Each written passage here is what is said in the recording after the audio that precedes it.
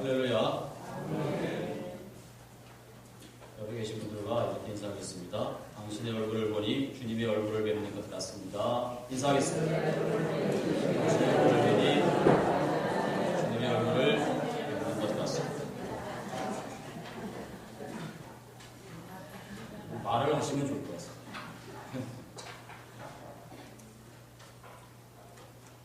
네, 오늘 주신 말씀 가지고 성탄과 별이라고 하는 제목으로 하나님 말씀을 증거하도록 하겠습니다. 다음 주가 성탄주일이고요. 오늘은 교회 절기로 대림절 넷째 주일입니다. 바라기는 2016년도 생명과 구원의 빛으로 평강의 왕으로 오시는 주님을 간절히 소망하는 여러분들 모두에게 주님의 은총과 크신 사랑이 충만하시기를 주님의 이름으로 축복드립니다. 이 성탄일과 관련해서요, 기독교에 내려오는 두 가지 큰 전승이 있습니다. 하나는 서방교회 전통이고요, 또 다른 하나는 동방교회의 전통이 있습니다. 서방교회는 로만 카톨릭을 말하고요, 동방교회는 그리스도 정교라고 해서 그리스 정교회를 말합니다. 그런데 이 서방교회와 동방교회의 성탄일이 다릅니다. 서방교회는 오랫동안 12월 25일을 성탄절로 지켜오고 있습니다. 그러나 이집트와 소아시아를 중심으로 한 동방교회는요, 1월 6일을 성탄절로 지키고 있습니다. 우리는 서방교회의 전통에 따라서 12월 25일을 성탄절로 지켜오고 있죠. 우리 계시면은. 여러분, 서방교회는 12월 25일을 성탄절로 지키고요, 동방교회는 1월 6일을 성탄절로 지키고 있거든요, 지금도. 여러분, 어떤 성탄절이 맞겠습니까? 12월 25일이 맞습니까? 아니면 1월 6일이 맞겠습니까? 다 맞습니다. 네. 둘 다 틀릴 수도 있고요, 둘 다 맞을 수도 있어요. 무슨 말이냐면, 주님이 실제로 태어나신 날을 아는 사람이 아무도 없습니다. 성경에 몇 월 며칠 날 태어났다라고 하는 말씀이 없습니다. 왜 우리가 성탄절을 정확하게 모르느냐? 성경이 그것을 명시하여 우리에게 알려주고 있지 않기 때문에 그렇습니다. 우리가 예수님의 탄생과 관련해서 성경에서 얻을 수 있는 정보는 뭐냐? 단지 헤롯 왕 때에 그분이 태어나셨다라고 하는 것 말고는 알 수 있는 것이 없습니다. 바로 이 말은 무슨 말이 되느냐? 우리가 성탄을 서방교회의 전통에 따라서 매년 12월 25일을 우리는 지키고 있지만, 이 성탄이 12월 25일일 수도 있고 아닐 수도 있다라고 하는 말입니다. 동방교회가 성탄을 매년 1월 6일로 지키지만 1월 6일이 성탄일 수도 있고 아닐 수도 있습니다. 12월 25일이거나 아니면 1월 6일이거나 또는 그 외에 제3의 날 그 어느 날일 수도 있다라고 하는 말씀입니다.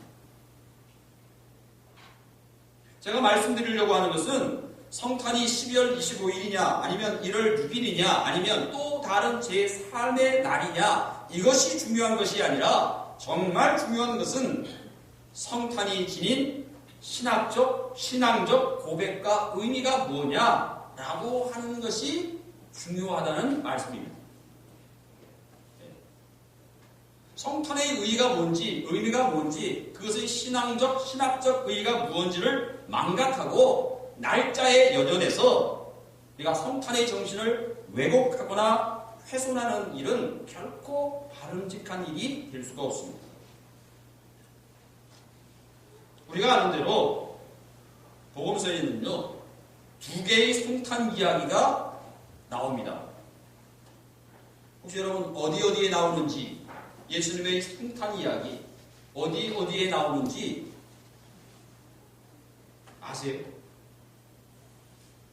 누가복음하고요, 마태복음에 나와요. 그런데 이 두 복음서가 전하는 성탄의 이야기가요, 사뭇 그 내용이 다르게 기록되어져 있습니다. 가장 큰 차이점은 뭐냐? 아기 탄생을 가장 먼저 목격한 사람이 달리 기록되어져 있습니다.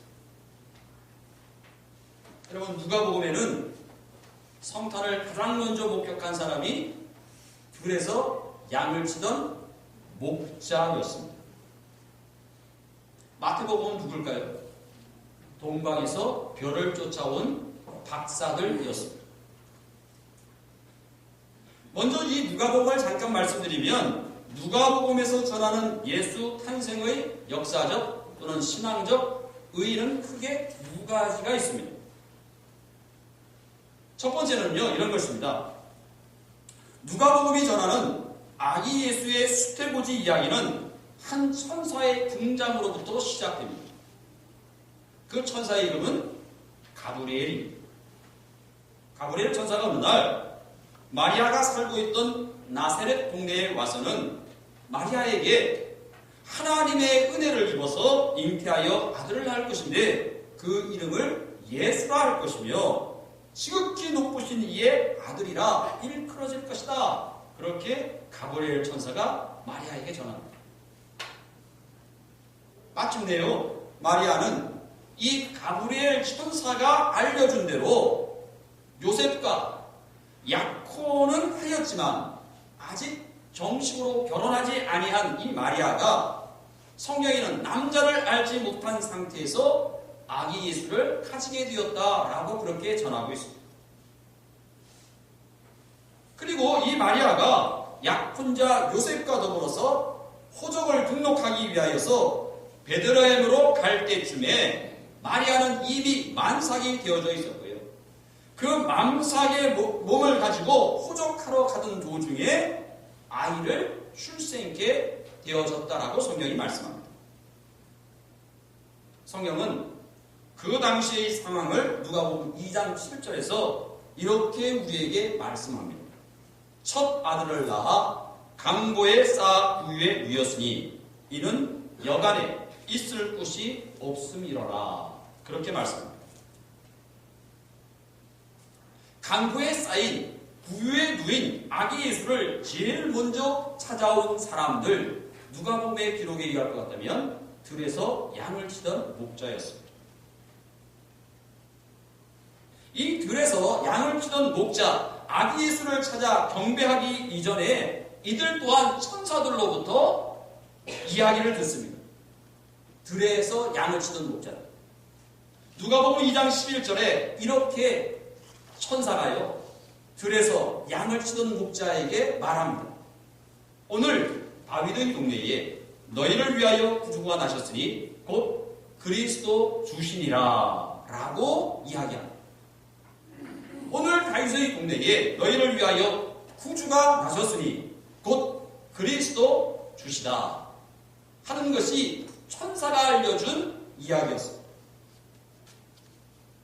여러분, 지금 누가복음 2장 11절의 말씀은요, 엄청난 말입니다. 사실 굉장한 이야기입니다. 여기 구주라고 하는 단어가 구주라고 하는 말은 구세주라고 하는 말의 줄임말입니다. 이 말은 세상을 구원할 주라는 말입니다. 그래서 구세주를 줄이면 구주가 되는 것이고요, 구주를 줄이면 주라고 부를 수 있습니다. 여러분, 그 당시에 이러한 호칭은 누구에게만 붙일 수 있었느냐? 구주, 주라고 하는 이 호칭은 누구에게만 붙일 수 있었느냐? 아무에게나 붙일 수 있는 호칭이 아닙니다. 그 당시에요, 정치적 힘과 권력을 가지고 있었던 황제에게만 붙일 수 있는 호칭이 바로 이 단어였습니다. 그런데 오늘 천사가 나타나서 들에서 양을 치던 목자들에게 말하기를 오늘 다윗의 동네에 너희를 위하여 구주가 나셨으니 라고 말한다는 것입니다. 이 말은 엄연한 왕이 있는 그 상황 가운데서 왕이 들으면요 굉장히 경무할 이야기입니다. 매우 불경스러운 이야기입니다. 지금 엄연히 주라고 불려주는 왕이 두 눈을 부릅뜨고 있는데 로마 황제에게만 붙일 수 있는 이 호칭인데 오늘 천사가 들에서 양을 치고 있는 목자들에게 이야기하기를 다윗의 동네에 너희를 위하여 구주가 나셨다라고 말하더라는 것입니다. 여러분 이미 주가 있어요. 주가. 그게 황제입니다. 로마 황제. 로마 황제가 있음에도 불구하고 천사가 너희를 위하여 구주가 나셨다라고 하는 이 말은 무슨 말이 되느냐? 이제까지는요 로마의 황제라고 하는 그 인물이 세상을 구원할 자로 알고 세상 사람들은 여전히 황제를 경배하고 숭배하지만 이제는 그게 아니라고 하는 선언이라는 것입니다. 여러분 우리가 일제시대만 하더라도 일본 그 황제를 신으로 섬겼잖아요. 로마 시대에는요 로마 황제가 살아있는 신이었습니다. 이 말은 더 이상 로마 황제는 세상을 구원할 자도 아니고 사람들의 경배를 받아야 할 주도 아니라고 하는 선언이라는 것입니다. 이제는 세상의 왕이 너희들을 다스리거나 경배받아야 할 대상이 아님을 말씀하고 있습니다. 그러니 여러분 생각해 보십시오. 로마 황제의 입장에서 보게 되면 이 천사의 선언은 매우 불온한 것입니다. 그리고 이 누가복음이 전하는 예수 탄생의 역사적 신학적 의의는 세상의 황제가 구주가 아니라 하나님의 아들이신 독생자가 구주가 되신다 라고 하는 선언인 것입니다. 아멘. 우리 또한 이것을 믿는 사람들 여러분 이것을 믿지 아니하면 하나님을 믿는 것이 아닙니다. 아무리 세상의 권력자가 그 권력이 엄청나더라도 세상의 권력은 결코 우리를 구원할 수 없다. 오직 하나님만이 예수님만이 우리의 구주시다. 이 이야기를 성탄에 앞서서 가브리엘 천사로 하여금 들에서 양을 치던 목자에게 말씀하고 있다는 거예요. 여러분 성탄과 관련해서 누가복음이 갖는 두 번째 의의는요 2장 14절 말씀과 깊은 관련이 있어요. 누가복음 2장 14절 거기 말씀에 이렇게 되어 있습니다. 지극히 높은 곳에서는 하나님께 영광이요 땅에서는 하나님이 기뻐하시는 사람들 중에 평화로다 하는 말씀이 있습니다. 지금 유대 땅은 로마 제국에 대한 식민지입니다.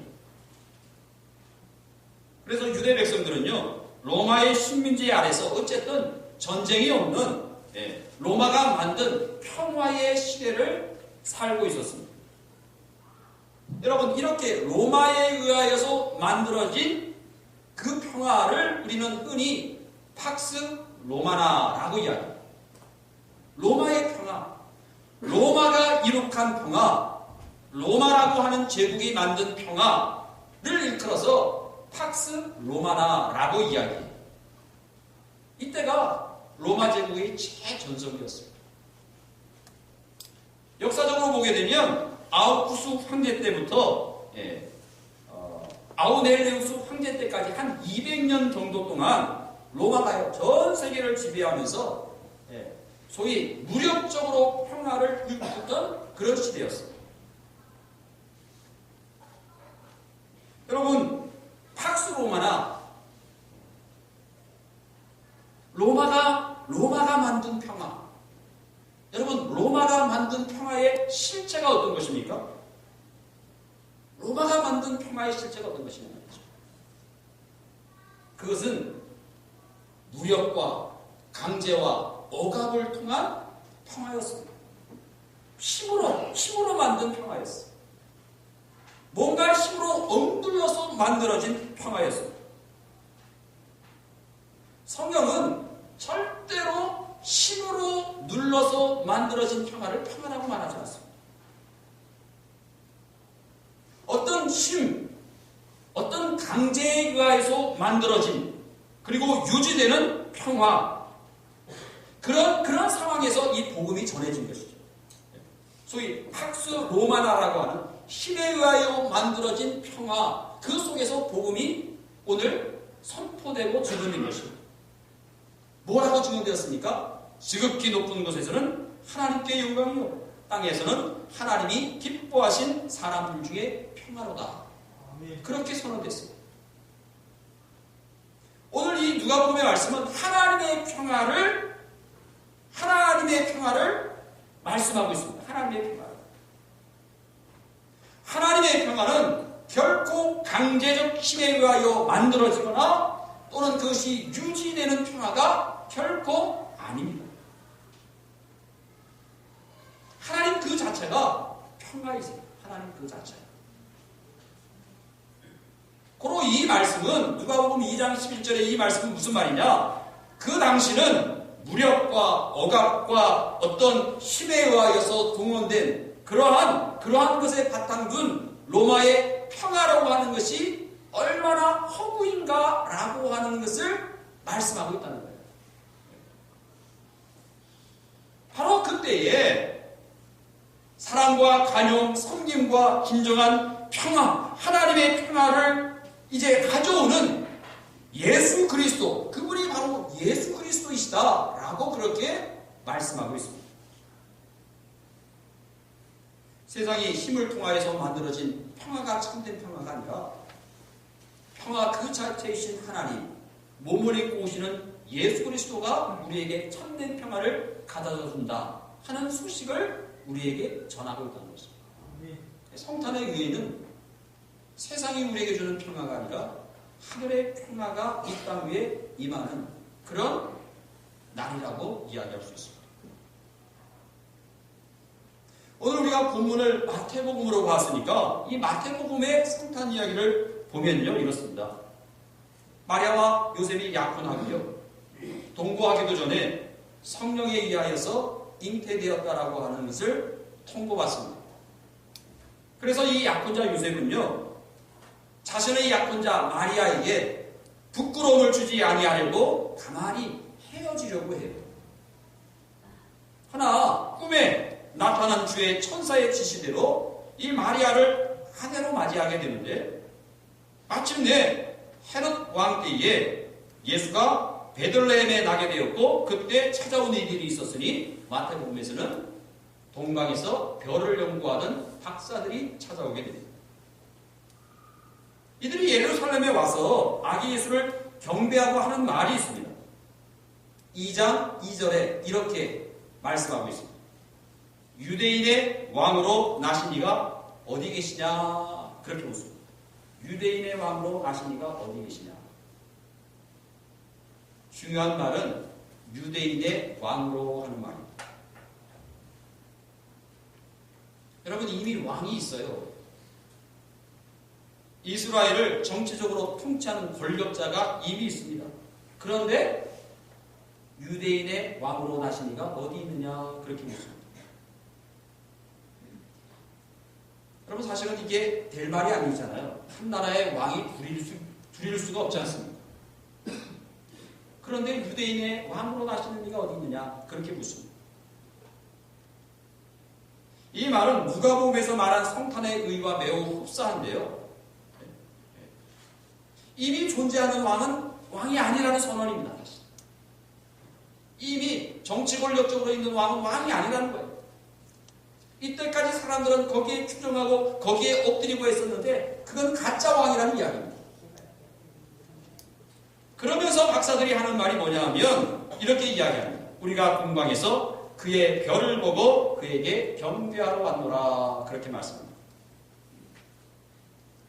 여러분, 동방에서부터요, 박사들이 베들레헴까지 오는데 그들을 인도한 것이 무엇이었습니까? 뭐예요? 별이에요. 동방에서 베들레헴까지 오는데 그들의 길을 인도한 것은 그들의 길잡이가 되어준 것이 뭐냐? 별이었어요. 별. 여기 동방에서 온 박사들, 천문학자들을 일컫는데요, 소위 마고스라고 이야기합니다. 이들은 동방에서 왔습니다. 동방의 정확한 위치는 알 수가 없습니다. 어쨌든 저들은 별을 보고 베들레헴까지 오게 되었습니다. 여러분, 별을 봤는데 어떤 별을 보고 저들이 베들레헴까지 왔겠습니까? 어떤 별을 봤을까요? 네? 오늘 성경에 답이 있어요. 성경에 뭐라고 되어 있습니까? 그의 별이라고 했어요. 그의 별. 네? 성경 말씀에 우리가 동방에서 그의 별을 보고 그렇게 됐어요. 그의 별이에요. 그의 별. 아무 별이 아니고 그의 별이라고 명시가 되어 있어요. 그의 별을 보고. 동방 가서는 별을 오랫동안 연구하다 보니까 별을 보면 안 것이죠. 전문가만 할 수 있는 이야기라고 할 수 있습니다. 그의 별을 보고. 여러분, 동방 박사들은 별을 연구하는 천문학자였다라고 알려져 있습니다. 그러니까 저들의 관심은 늘 별이었습니다. 별. 자나깨나 별을 연구합니다. 별을 연구하다가 유대인의 왕으로 나실 분에 대해서 저들은 알게 되었습니다. 알게 되었습니다. 별이라고 하는 실체가 그렇잖아요. 빛을 냅니다. 그렇죠? 빛을 냅니다. 특별히 어둠 속에서 빛을 냅니다. 반짝거립니다. 해서 오래전부터 별이라고 하는 것은 길잡이 노릇을 했습니다. 길잡이 노릇을 했어요.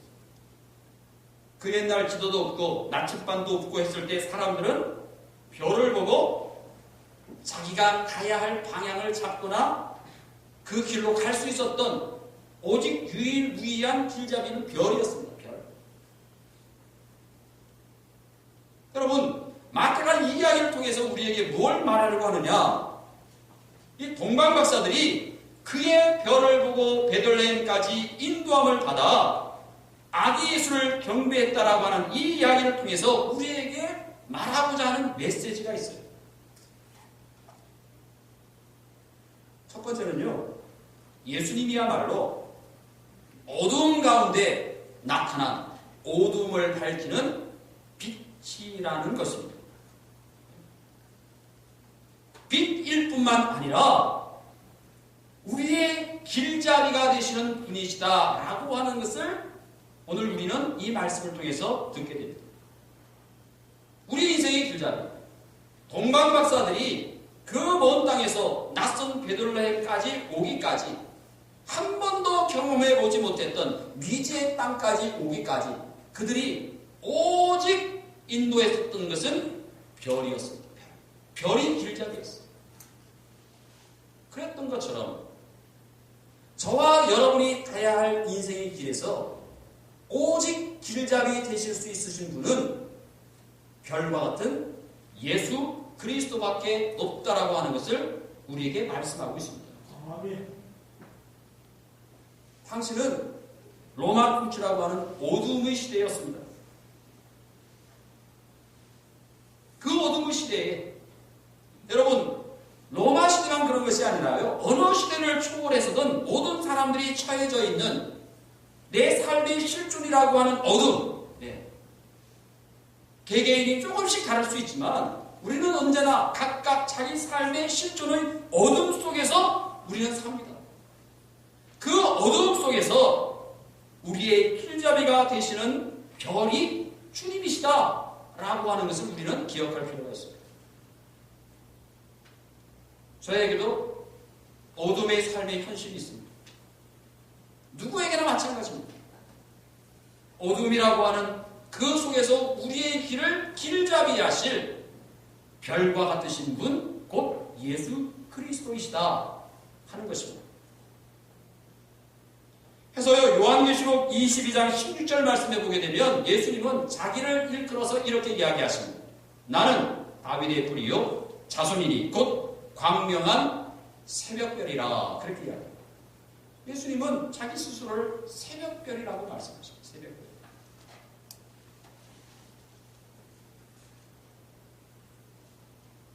사랑하는 여러분, 바라기는 오직 주님만이 저와 여러분의 유일무이한 길잡이 되심을 믿고 그 빛을 따라가는 저와 여러분의 삶이 되시기를 축복합니다. 정진규라고 하는 시인이 쓴 별이라고 하는 시가 있는데요. 이 시는 이렇습니다. 별들의 바탕은 어둠이 마땅하다. 대낮에는 보이지 않는다. 지금 대낮인 사람들은 별들이 보이지 않는다. 지금 어둠인 사람에게만 별들이 보인다. 지금 어둠인 사람들만 별들을 낳을 수 있다. 지금 대낮인 사람들은 어둡다.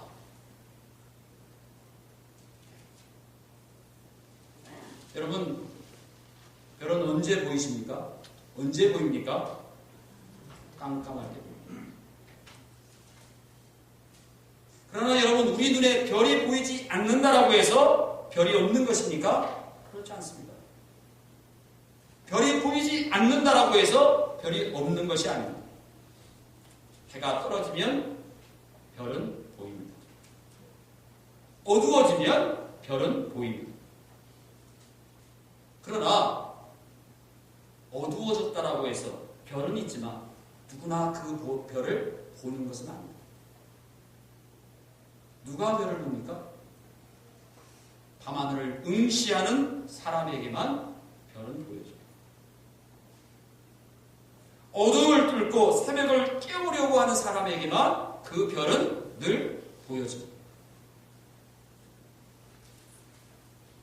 오늘 마태복음에 보게 되면 별을 보고요 아기 예수를 경배하러 온 박사들이 있는 반면에 그 반대의 사람들이 있어요.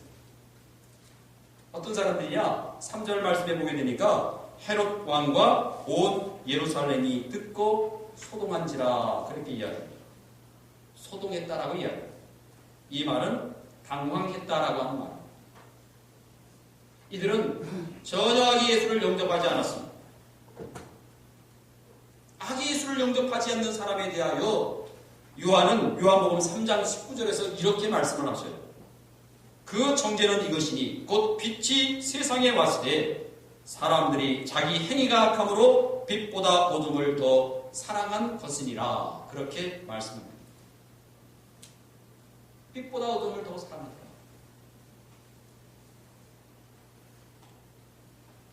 여러분, 빛은 어두움을 결코 이길 수가 없습니다. 그래서 요한복음 1장 15절에도 어둠이 그 빛을 이기지 못한다라고 말씀하십니다.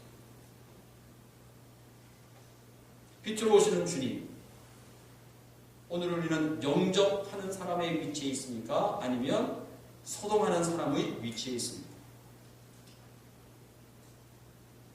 에베소서 5장 8절은 우리에게 이렇게 당부하고 있습니다. 여러분이 전에는 어둠이었으나 지금은 주님 안에서 빛입니다. 빛의 자녀답게 사십시오. 그렇게 우리에게 당부합니다. 그런데요, 이런 당부에도 불구하고 우리의 현실은 어떤가? 요한일서 2장 9절로 11절은 우리의 현실을 이렇게 말씀하고 있습니다.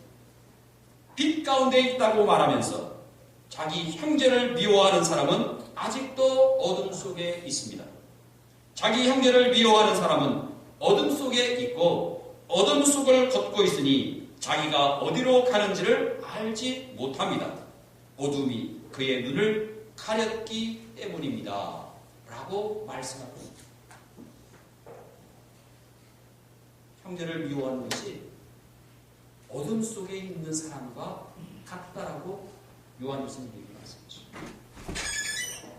사랑하는 성도 여러분, 예수님이 별이십니다. 우리의 길잡이이십니다.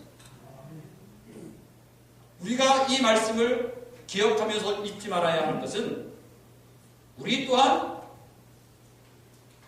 하는 사실입니다. 우리도 어두운 밤 하나를 대면하고 있는 누군가의 별됨의 삶으로 살아가는 사람이어야 한다는 것입니다. 마치 별이 동방박사를 베들레헴으로 인도했던 것처럼 우리는 지금 누군가를 어디로 인도해야만 하는 사람으로 살아야 한다는 것입니다. 동방의 박사들을 주님께로 이끌었던 그 별처럼 우리도 다른 사람들을 주님께로 인도하는 별이 되어야 한다는 것입니다. 성탄을 앞둔 우리 모두가 우리의 가슴에 예수 그리스도라고 하는 영원한 우리 인생의 길잡이가 되시는 예수 그리스도의 별이 우리 안에 늘 머물 뿐만 아니라 나 또한 별이 되어져서 누군가를 더 좋은 길로 예수 그리스도가 있는 그 길로 인도하는 별로 살아가고 준비하는, 그리고 그것을 기대하는 2016년도 성탄 맞이하시는 여러분 되시기를 주님의 이름으로 축복을 드립니다. 기도하시겠습니다. 하나님 아버지,